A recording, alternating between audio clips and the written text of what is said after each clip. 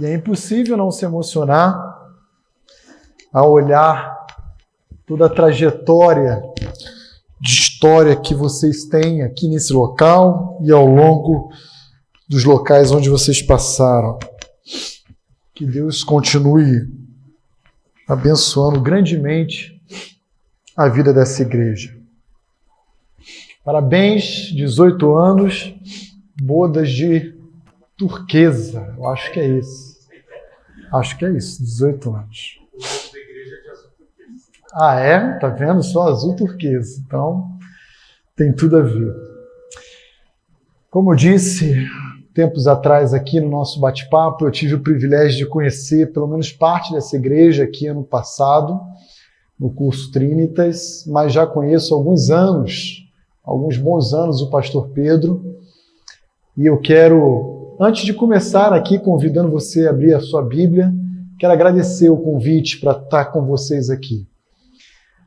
Eu me sinto prestigiado com a minha esposa, porque eu sei do valor desse momento e de toda a história de vida de vocês, mesmo que conversando com o pastor Pedro ao longo desses 18 anos. Que Deus continue dando muitos outros anos de vida, de saúde, de existência a essa igreja aqui nessa cidade.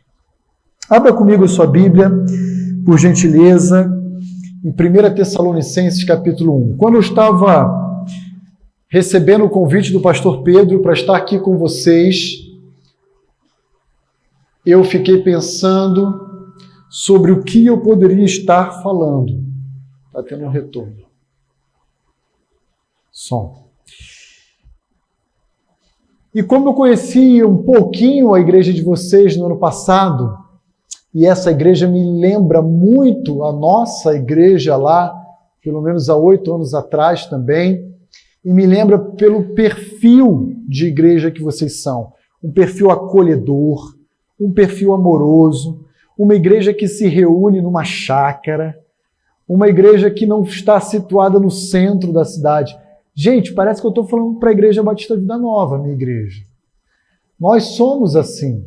Também nos reunimos numa chácara, distante do centro da cidade, num lugar escondidinho, com famílias amadas, carinhosas, acolhedoras, como com certeza vocês são. E então eu orei ao Senhor e pensei, Senhor, que texto eu posso compartilhar com essa igreja? E eu queria pensar com vocês em uma igreja do primeiro século, cativante, contagiante, saudável, bíblica e radiante, como vocês são aqui ao longo desses 18 anos. E Paulo, então, me ensina muito a respeito disso quando eu olho a primeira carta que ele escreve à igreja de Tessalônica. Então, abre lá, por gentileza. Eu vou fazer a leitura dos versos iniciais de 1 a 5 e gostaria muito que você acompanhasse na sua versão, na sua Bíblia, 1 Tessalonicenses 1, de 1 a 5. E hoje nós vamos pensar um pouquinho, como você tem projetado aí na imagem, sobre o perfil de uma igreja cativante, empolgante, contagiante, como é a Igreja Batista da Trindade aqui em Atibaia. Amém? Então, olha lá, diz assim o texto da palavra de Deus: Paulo, Silvânio e Timóteo, a igreja dos Tessalonicenses em Deus Pai e no Senhor Jesus Cristo. Graça e paz a vós outros. Damos sempre graças a Deus por todos vós, mencionando-vos em nossas orações e sem cessar, recordando-nos diante do nosso Deus e Pai, da operosidade da vossa fé, da abnegação do vosso amor e da firmeza da vossa esperança em nosso Senhor Jesus Cristo. Reconhecendo, irmãos amados de Deus, a vossa eleição, porque o nosso Evangelho não chegou até vós tão somente em palavras, mas sobretudo em poder, no Espírito Santo e em plena convicção, assim como sabeis ter sido o nosso procedimento entre vós e por amor de vós. Antes de nós pensarmos exatamente nessa passagem, eu queria lembrar um pouquinho você a respeito do contexto na qual ela se encontra. Você provavelmente conhece o livro de Atos. Me parece que o pastor Pedro mencionou que vocês já estão no capítulo 19 do livro de Atos. E durante a segunda viagem missionária, no capítulo 17, Paulo vai ter uma pequena e breve passagem por uma cidade chamada Tessalônica. Na verdade, a sua passagem ali vai ser inferior a um mês. O texto em Atos 17 vai nos dizer que apenas durante 3 sábados o apóstolo Paulo esteve entre os judeus, na sinagoga daquela cidade, pregando o evangelho de Cristo e mostrando àqueles que ali se encontravam que Jesus, sim, era o Messias prometido à nação de Israel. Mas, como vemos o relato em Atos 17, os judeus mais ortodoxos, aqueles que endureceram o seu coração à mensagem do Evangelho, se sentiram extremamente incomodados com a pregação do apóstolo Paulo, principalmente porque uma numerosidade de pessoas entre os judeus e gentios que ali se encontraram se converteram a Cristo Jesus. E por causa dessa numerosidade de conversões, os judeus mais ortodoxos começam a perseguir o apóstolo Paulo. E Paulo então desce para a cidade de Bereia, ainda no capítulo 17. E ali em Bereia, ele começa a pregar, e os crentes bereanos eram mais nobres do que os de Tessalônica, porque eles comparavam o que ouviam ao texto sagrado. E você conhece bem essa passagem. Mas ocorre que aqueles judeus lá de Tessalônica, insatisfeitos com o resultado do breve ministério apostólico de Paulo, ali naquela cidade, descem até Bereia para prendê-lo. Paulo se vê obrigado então a pegar um barco, cruzar as águas, chega em Acaia e depois vai até Corinto, de onde ele escreve a sua primeira carta à igreja de Tessalônica. E essa carta ela é caracterizada por um misto de sentimento. Essa carta você consegue perceber nela a presença de momentos alegres, festivos, jubilantes no coração de Paulo, mas ao mesmo tempo um misto de preocupação, de medo, de temor também presente no coração do apóstolo Paulo. E esse binômio, alegria, medo, felicidade, temor, contentamento, preocupação, vai permear o primeiro ao último versículo dessa carta. Por que alegria? Porque o evangelho foi prontamente acolhido no coração de muitos naquela cidade. Deus deu ao apóstolo Paulo ali o início de uma igreja de forma sumária, imediata.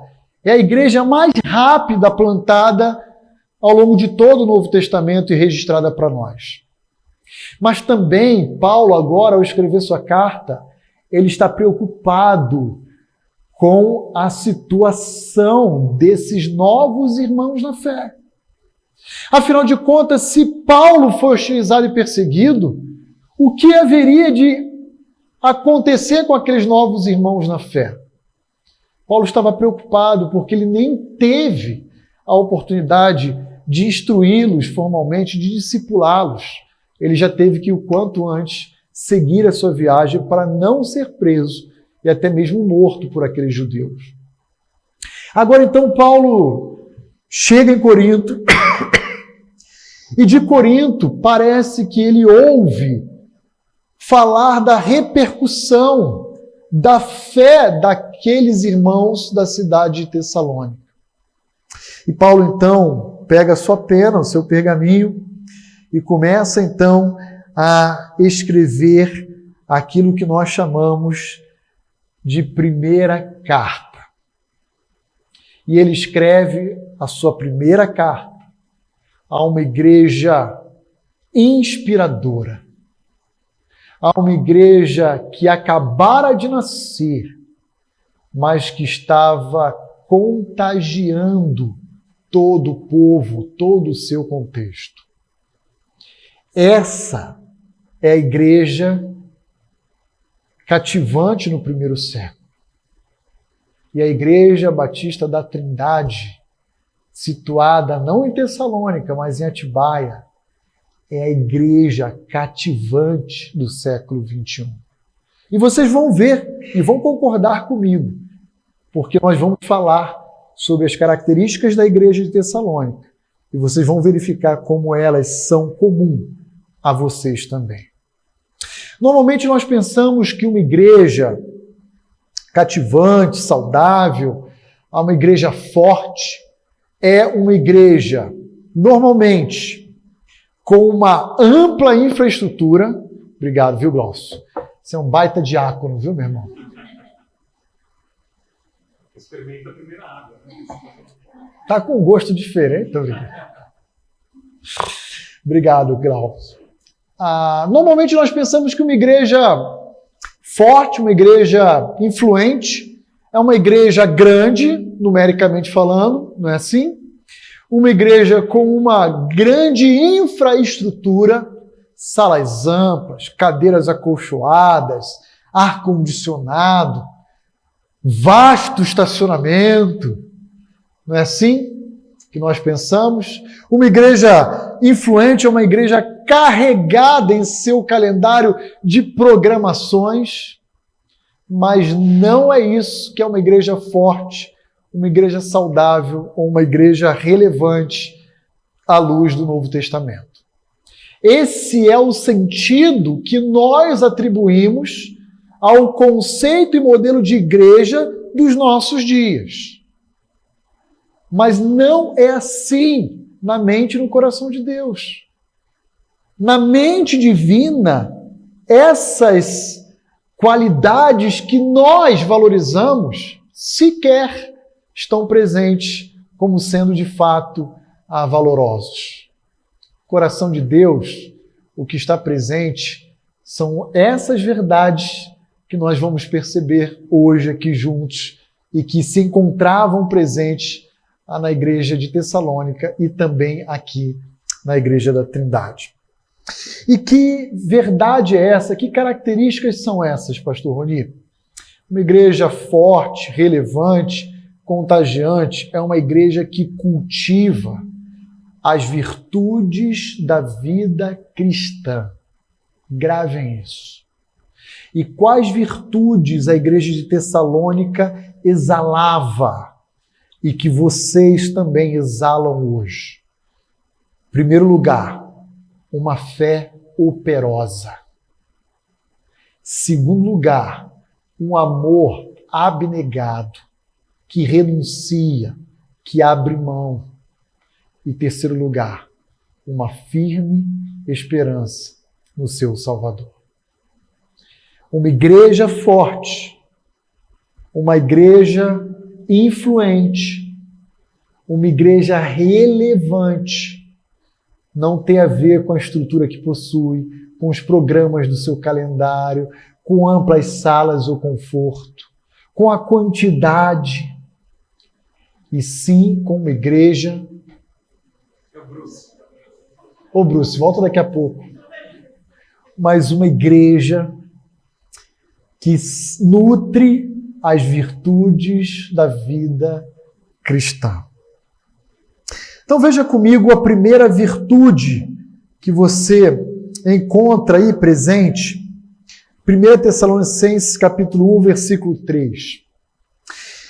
Eu, Paulo, juntamente com Silvano e Timóteo, eu dou sempre graças a Deus por vocês, Igreja Batista da Trindade, mencionando vocês em minha oração e recordando diante de Deus e Pai, em primeiro lugar, a operosidade da vossa fé.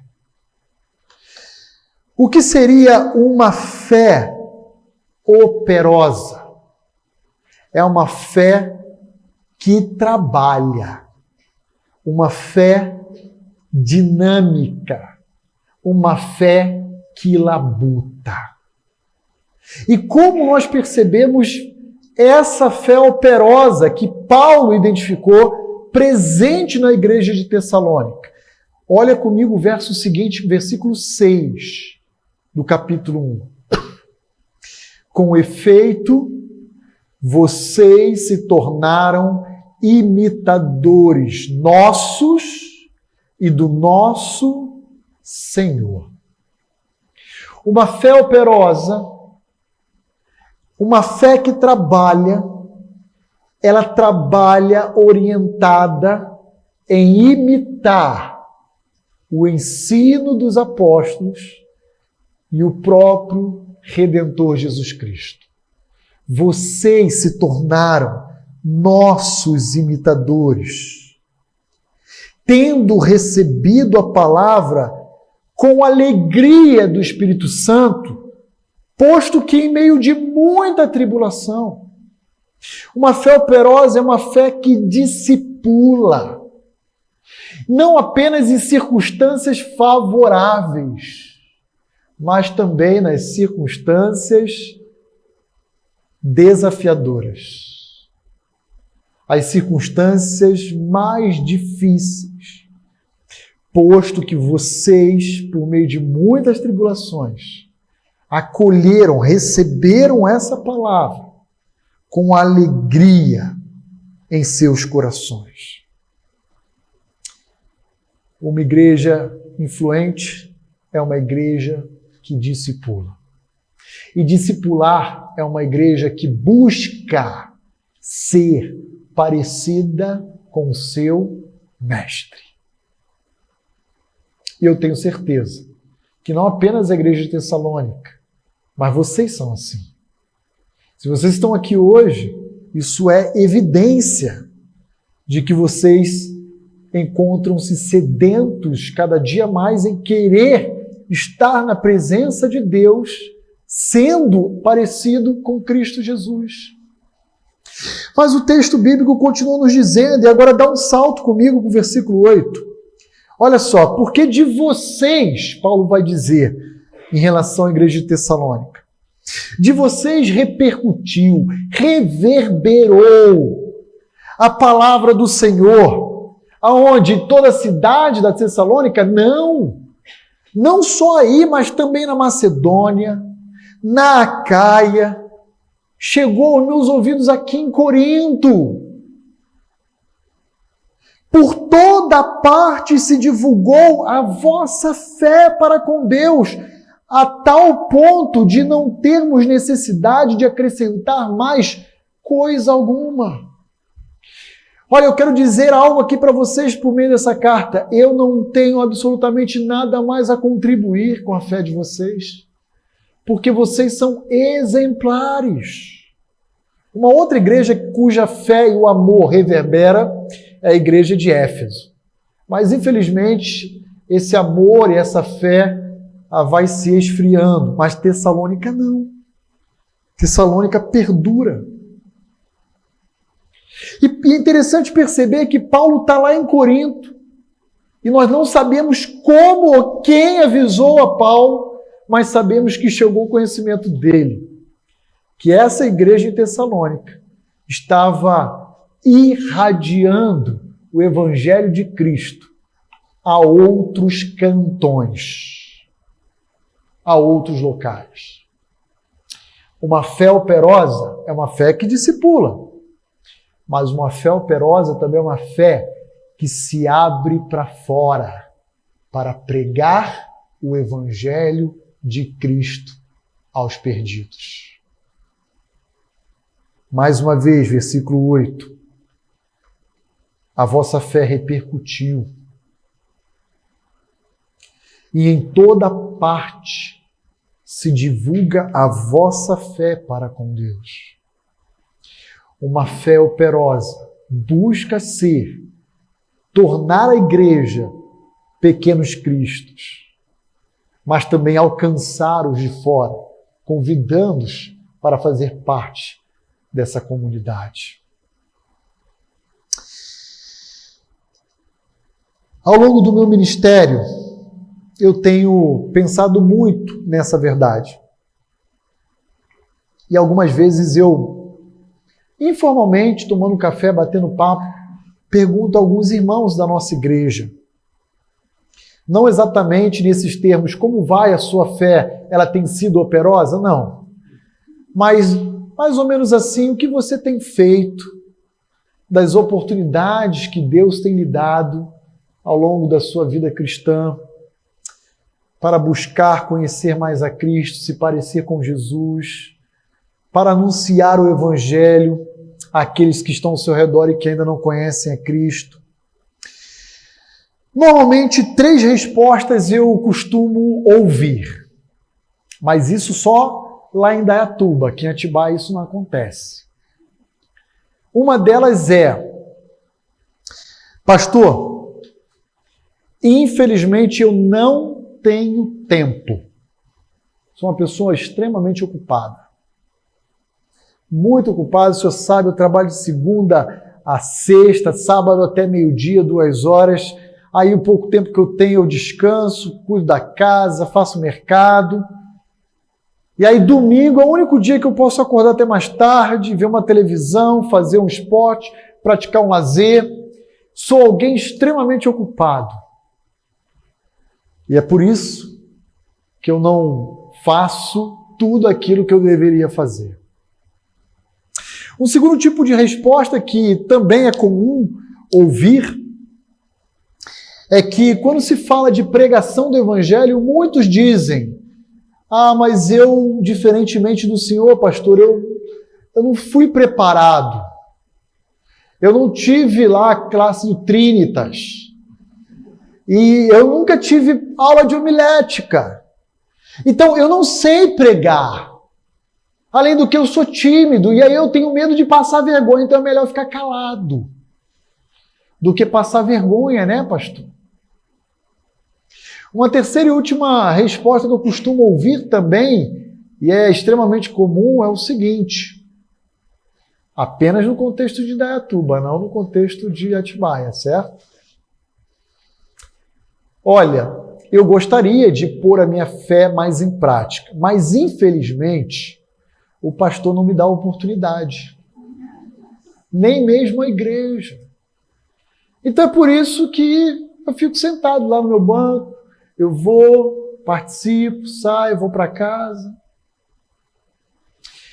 Querida Igreja Batista da Trindade, se você não busca pregar o Evangelho de Cristo aos perdidos, se você não tem tempo para servir ao Senhor, ou se você diz que não tem oportunidade, eu vou dizer o que você tem: uma fé inoperante, uma fé estática, uma fé inerte, uma fé que Tiago vai dizer na sua carta, morta. Isso deve nos chocar. E é para chocar, porque nós fomos chamados, salvos, para viver isso. A prática do discipulado, a pregação do Evangelho, para irradiar as boas novas ao nosso redor. E é impressionante porque durante 9 anos em que eu estive em São Paulo, capital, e isso provavelmente é muito comum às igrejas de grandes centros urbanos, em uma determinada ocasião eu tomei conhecimento de algo que me chamou extremamente a atenção. Uma igreja grande em São Paulo, chegou ao meu conhecimento que ela tinha 2 halls de membresia. E eu perguntei como o hall de membros ativo e o rol de membros inativo. Ao ouvir aquela informação, eu pensei, eis um rol de membros cuja fé é operante, o rol ativo, e eis um rol de incrédulos dentro da igreja. Como assim? Um rol de membros inativo. E não estou me referindo a pessoas idosas, a enfermas, incapacitadas de locomoção, não. Estou falando de pessoas saudáveis e que fazem parte da população economicamente ativa para trabalhar, só não ativa para servir a Deus. E isso tem que causar, em alguma medida, desconforto para todos nós. Porque nós devemos, irmãos, colocar a nossa fé em prática. Orando, instruindo, buscando ser mais parecido com Jesus em todas as áreas da nossa vida e aproveitando as oportunidades para anunciar Cristo àqueles que estão ao nosso redor. Primeira virtude cristã, que uma igreja cativante, forte, saudável, nutre e cultiva, é uma fé operosa. Mas o apóstolo Paulo continua ainda no versículo 3 falando de uma segunda virtude. E lá no versículo 3, Paulo vai dizer que a igreja de Tessalônica também era reconhecida pela abnegação do seu amor. E o que é um amor abnegado? É um amor que renuncia. É um amor que abre mão. É um amor que nós chamamos de sacrificial. Que abre inclusive mãos do seu próprio direito. E quando eu vejo essa expressão, eu me lembro da época em que eu era namorado da minha esposa. Como eu já mencionei anteriormente para os irmãos, eu fui militar. E durante o período meu de formação na escola militar, eu tinha que ficar num regime de internato de segunda a sexta. E muitas das vezes, final de semana, também não tinha saída porque dava serviço. Então, quando chegava sexta-feira, 18 horas, o que eu mais queria é o Bruce. Prazer. Ele é membro da igreja inativo. Ele é do rol inativo da igreja. E o que eu mais queria na sexta-feira, 18 horas, era poder correr para minha casa, tomar um banho, pedir o carro do meu pai emprestado e poder pegar o carro e ir para o outro bairro, bairro vizinho, encontrar a minha digníssima namorada. Muitas das vezes eu chegava na casa dela, era 10 horas da noite. E saía 10h20, 10h30. Mas eu não poderia deixar de ver a minha namorada. E se chovesse? Eu pegava um guarda-chuva. E se alagasse? Eu pegava uma lancha, um bote. Mas eu não deixaria de ir ao encontro da minha namorada, nem que fosse para ficar apenas 20 minutinhos com ela daquele dia. Eu precisava sentir o seu cheiro, abraçá-la, porque eu amava. Eu amava.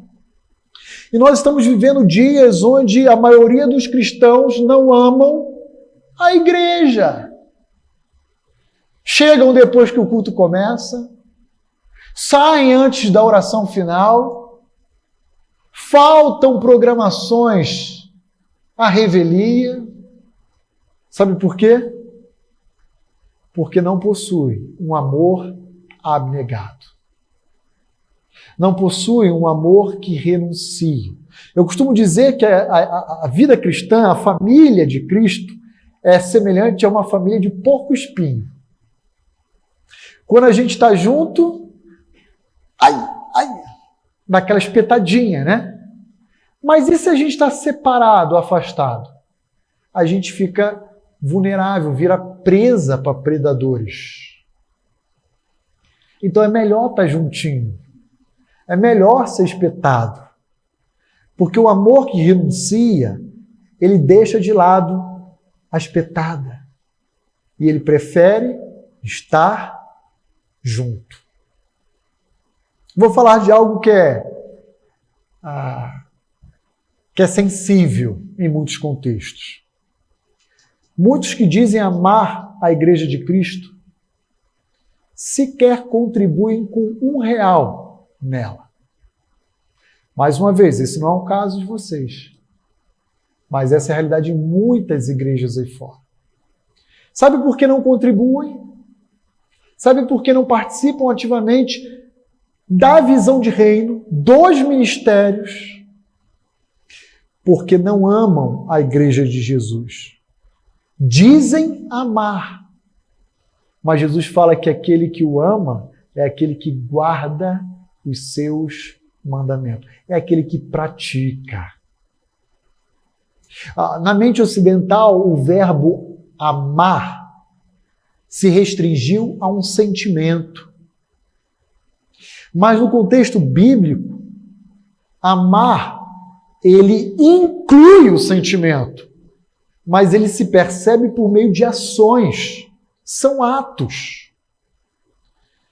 E Paulo, quando está dizendo, olha, eu percebo o amor sacrificial entre vocês, ele revela também o amor sacrificial que ele tem para com essa igreja. Então olha lá comigo agora no capítulo 2. Vira uma página aí da sua Bíblia.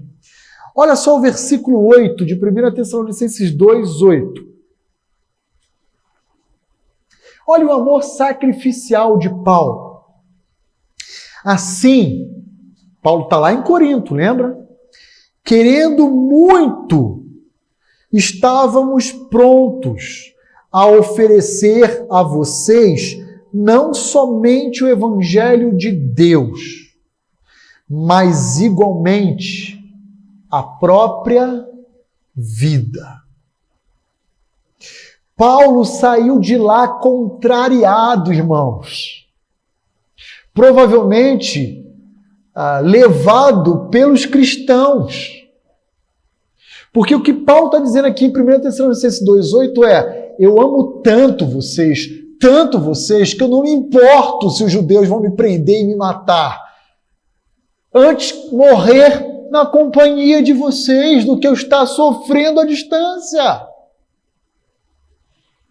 E aí, se você vai um pouquinho mais adiante no capítulo 2, versículo 17, olha como Paulo continua declarando o seu amor pela igreja de Tessalônica. Ora, nós, irmãos, orfanados por um breve tempo da vossa presença, não porém do coração. Onde estava o coração de Paulo? Lá, entre os crentes de Tessalônica. Com tanto mais empenho, diligenciamos com grande desejo de ir até vocês vê-los pessoalmente. Eu pergunto a você, você ama a sua igreja? Quando chega segunda-feira, você já está assim, com o coração ansioso para chegar logo sábado, a moçada da juventude, isso, está assim, balançando a cabeça, isso mesmo, da adolescência. Cara, não vejo a hora de chegar sábado, uhul! Pastor Pedro está lá! Domingão, ó, agora tem EBD!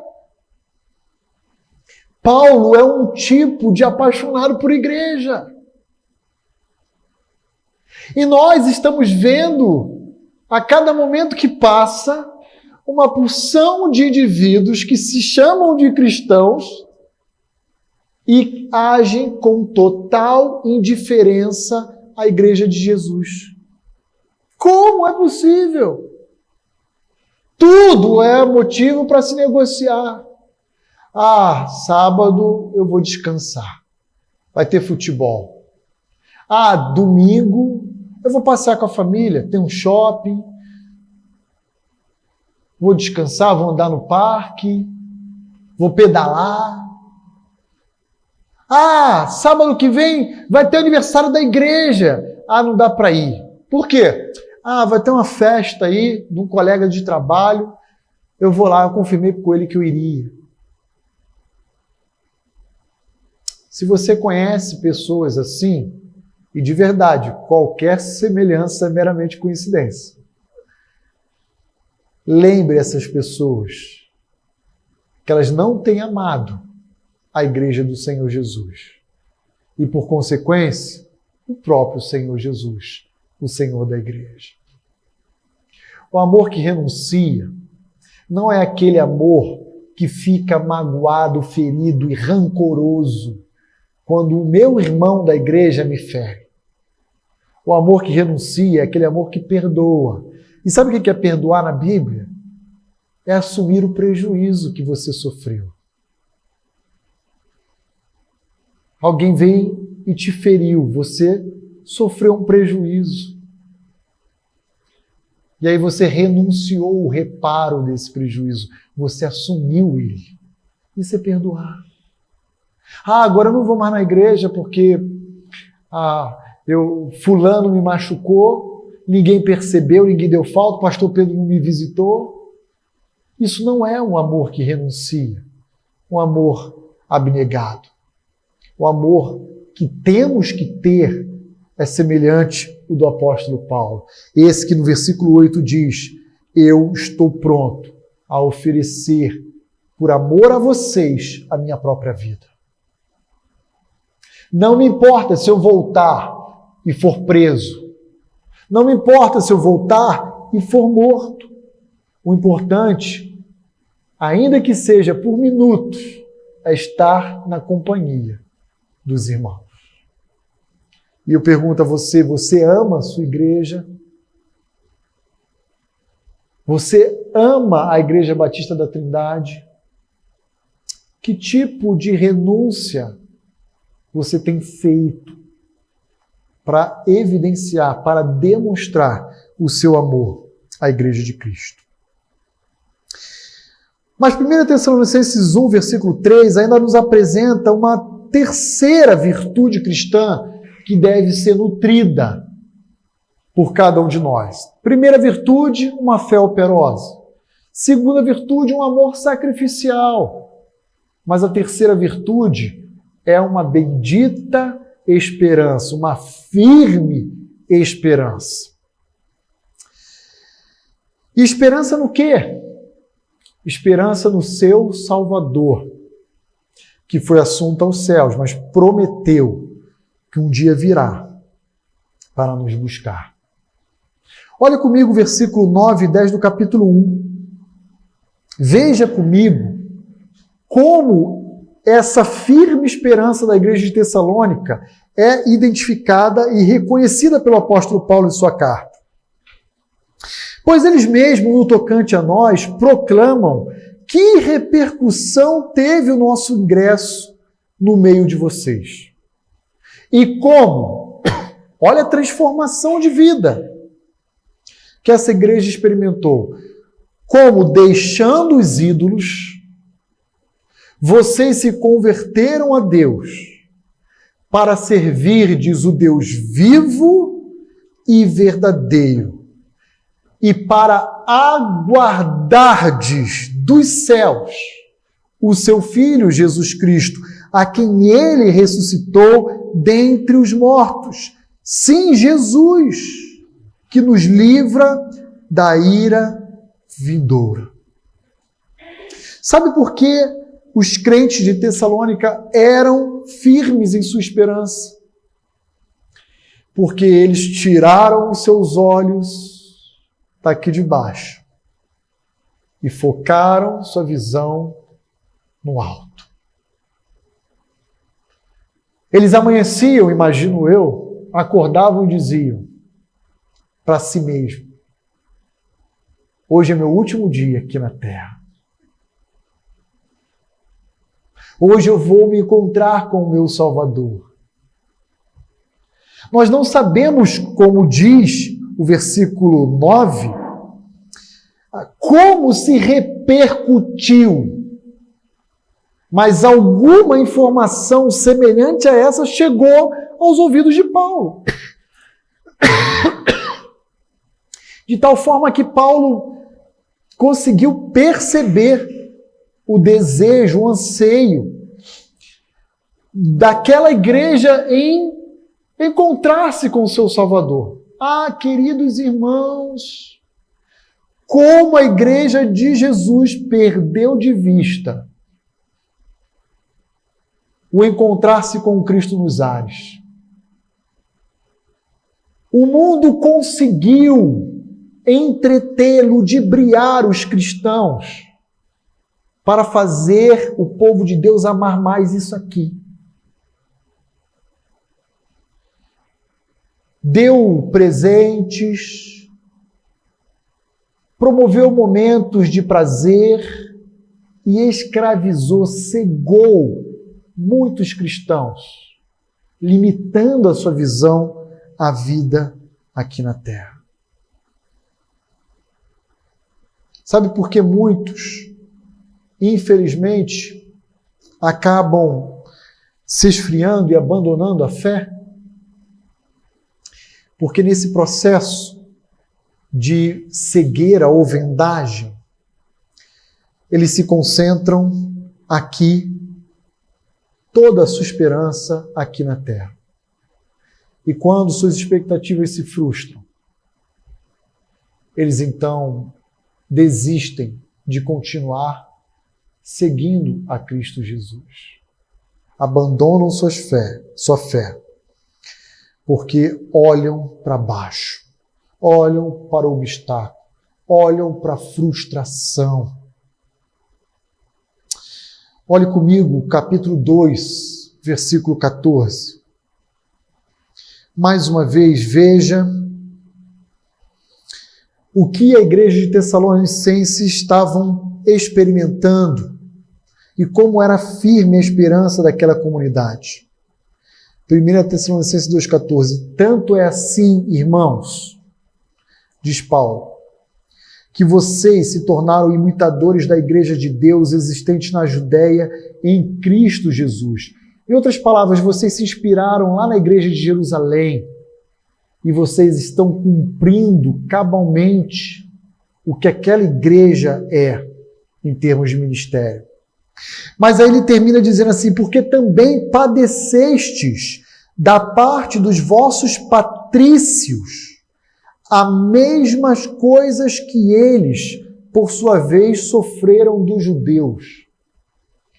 Os seus próprios contemporâneos estavam também, em alguma medida, hostilizando aqueles irmãos. Mas à medida em que eles hostilizavam, seus olhos eram novamente reorientados para o alto, para os céus. E todo o sofrimento, toda a perseguição, toda a angústia que eles viviam aqui na terra só servia como combustível para fomentar a sua firme esperança em Cristo. Antes de começarmos o nosso culto, eu estava compartilhando com o pastor Pedro uma situação familiar, pessoal minha, recente. Descobrimos no sábado passado a grande chance do meu pai estar com leucemia. Acabamos de descobrir sábado passado num hemograma de rotina, um check-up. E minha mãe me ligou, um tanto nervosa, desesperada, lá do Rio de Janeiro. E quando nós recebemos essa notícia, adivinha qual foi o sentimento que veio ao meu coração? Eu não devo sofrer. porque aqui não é o meu lugar. Todos estamos indo em direção a Cristo. Se Ele não vier antes, nós iremos até Ele. Mas isso só serve para fortalecer a nossa firme esperança em Jesus. Podemos ter, diante de notícias trágicas como essa, duas reações. A primeira, de dar as costas para Deus, murmurar, reclamar. E a segunda, de dizer: o Senhor é o soberano da história. O Senhor é mais sábio do que eu. O Senhor tem o governo de todas as coisas. O Senhor sabe o que está fazendo. Então, Senhor, eu descanso em Ti o meu coração. É essa firme esperança, essa bendita esperança, que deve ser cultivada no coração da igreja. E cultivando uma fé operosa, um amor que renuncia e uma firme esperança, nossas igrejas, a Igreja Batista Vida Nova em Indaiatuba e a Igreja Batista Trindade em Atibaia, serão igrejas relevantes, igrejas cativantes, igrejas saudáveis. Essa é a igreja dos nossos sonhos. Quero concluir, então, dando 3 considerações práticas aqui, oferecendo aos irmãos. Todas essas considerações dentro dessas 3 virtudes. Primeira delas, desenvolva uma fé operosa, contribuindo com o avanço do reino de Deus a partir da sua igreja local. Como, pastor? Procure se envolver nos diferentes ministérios, procure participar assiduamente dos programas da sua igreja local, escola bíblica, culto de aniversário, reunião da juventude, adolescentes e assim por diante. Procure testemunhar e pregar o evangelho ao seu vizinho, ao seu colega de trabalho. Procure descruzar os braços e meter a mão na obra. Primeira consideração. Segunda, demonstre, revele o seu amor sacrificial, se esforçando em querer estar em sua igreja. Se esforce. Faça tudo o que tiver ao seu alcance em estar na sua igreja local. Priorize a sua vida eclesiástica. Ela é o grande meio que Deus nos deixou para que a gente possa crescer em comunhão um com o outro e assistência recíproca. É possível, e isso não depende da quantidade da igreja ser grande ou pequena, que você sente com alguém do seu lado e não saiba o que ele está passando. Mas se você for alguém assíduo, que prioriza a sua vida eclesiástica, que está engajado em todos os ministérios, você será alguém que conhecerá profundamente a vida do outro. E isso fará com que você seja um grande instrumento afiado nas mãos de Deus para abençoar outras famílias e outras vidas. Terceira e última consideração, permaneça firme na esperança de que Cristo irá voltar para buscar a sua igreja, a despeito das tribulações momentâneas ou passageiras que podemos enfrentar. O fim da história não está aqui.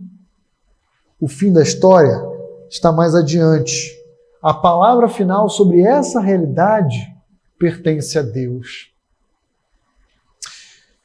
Quão triste é, e nós brincamos, quando perguntamos a um irmão ou irmã se ele deseja que Cristo retorne. A resposta é: ainda não, pastor. Primeiro eu preciso me casar. E aí a pessoa passa algum tempo e se casa. E aí você volta a essa pessoa novamente, faz a mesma pergunta. E agora, será que Jesus pode voltar?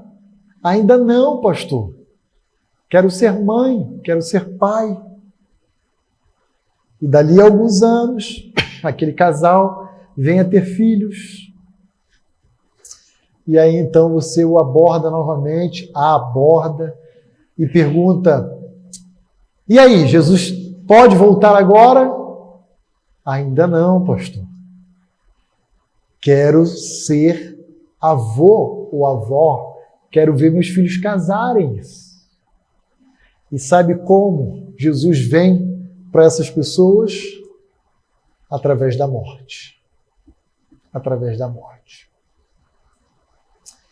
Que o nosso desejo seja verdadeiramente o de encontrar-se com Cristo, para pôr um fim nessa realidade.